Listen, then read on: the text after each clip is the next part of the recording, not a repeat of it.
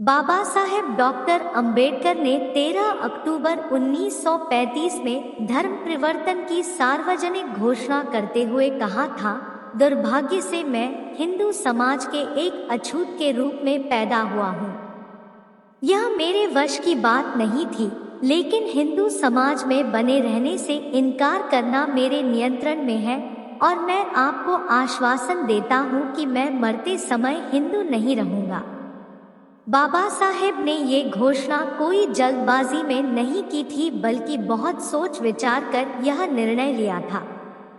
बाबा साहेब ने हिंदू समाज को सुधारने, समता तथा सम्मान प्राप्त करने के लिए तमाम प्रयत्न किए, परंतु सवर्ण हिंदुओं का हृदय परिवर्तन न हुआ। उल्टे उन्हें निंदित किया गया, देशद्रोही कहा गया और यहाँ तक कि उन्हें हिंदू धर्म विनाशक कहा गया। तभी बाबा साहेब ने कहा था, हमने हिंदू समाज में समानता का स्तर प्राप्त करने के लिए हर तरह के प्रयत्न और सत्याग्रह किए, परंतु सब निरर्थक सिद्ध हुए। हिंदू समाज में समानता के लिए कोई स्थान नहीं है।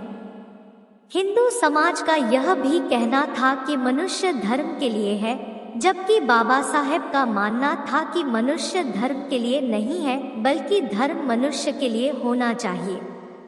बाबा साहेब ने कहा कि ऐसे धर्म का कोई मतलब नहीं जिसमें मनुष्यता का कुछ भी मूल्य नहीं।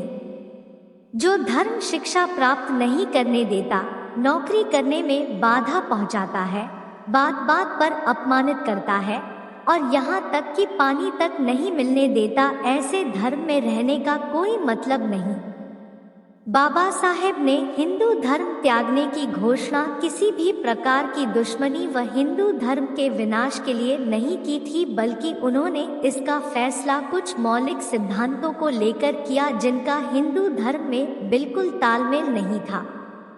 बाबा साहेब के धर्म परिवर्तन की घोषणा के बाद हैदराबाद के मुस्लिम धर्म के निजाम से लेकर कई ईसाई मिशनरियों ने उन्हें करोड़ों रुपए का प्रलोभन भी दिया, पर उन्होंने सभी को ठुकरा दिया।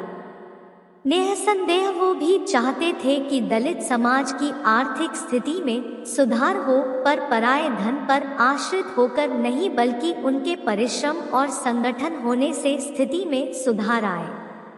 इसके अलावा बाबा साहेब ऐसे धर्म को चुनना चाहते थे जिसका केंद्र मनुष्य और नैतिकता हो, उसमें स्वतंत्रता, समता तथा बंधुत्व हो।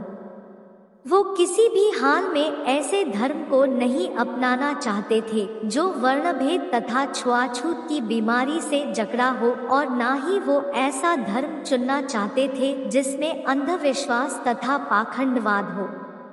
13 अक्टूबर 1956 को बाबा साहेब ने पत्रकार भेंटवार्ता के दौरान कहा कि वो हीनयान या महायान बौद्ध धर्म को नहीं अपनाएंगे, क्योंकि उसमें अंधविश्वास और कुरीतियां आ गई है, इसलिए वो बुद्ध की शिक्षाओं का ही अनुसरण करेंगे, जिसे नव्यान नाम दिया गया। उन्होंने सभी को नव्यान के रूप में एक शुद्ध बौद्ध धर्म दिया जिसमें अंधविश्वास और कुरीतियों का कोई स्थान नहीं। 14 अक्टूबर 1956 की सुबह बाबा साहेब जल्दी उठे और नहा धोकर दीक्षा भूमि की ओर रवाना हो गए। मार्ग में दोनों तरफ बेशुमार भीड़ थी। लोगों में बड़ा उत्साह था। आकाश बुद्ध और बाबा साहेब की जय से गूंज रहा था। सभी लोग प्रसन्न थे। बाबा साहेब जैसे ही पंडाल पहुंचे, उन्हें मंच पर ले जाया गया। एक हाथ में लाठी और दूसरे हाथ को वे रत्तू के कंधे पर रखकर खड़े हुए। वहां एकत्र जन समूह ने उनका तालियों की गगनभेदी गड़गड़ाहट से स्वागत किया।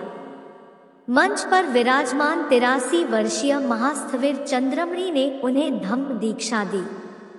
उसके बाद बौद्ध धर्म स्वीकार करने की घोषणा की गई। आकाश बाबा साहेब और बुद्ध के नारों से गूंज उठा। तब बाबा साहेब ने उद्घोषणा की, अपने पुराने धर्म को त्याग कर जो असमानता और दमन पर आधारित है, मैं आज पुनः जन्मा हूँ। अवतारवाद में मेरा कोई विश्वास नहीं और यह कहना गलत एवं शरारतपूर्ण है कि बुद्ध विष्णु के अवतार थे। मैं अब किसी हिंदू देवी देवता का पुजारी नहीं हूँ। मैं श्राद्ध की क्रिया नहीं करूँगा। मैं बुद्ध के अष्टांग मार्ग का पूर्णतः अनुसरण करूँगा। बौद्ध धर्म एक सच्चा धर्म है और मैं अपने जीवन को ज्ञान, सम्यक मार्ग तथा दया के सिद्धांतों के साथ संचालित करूँगा।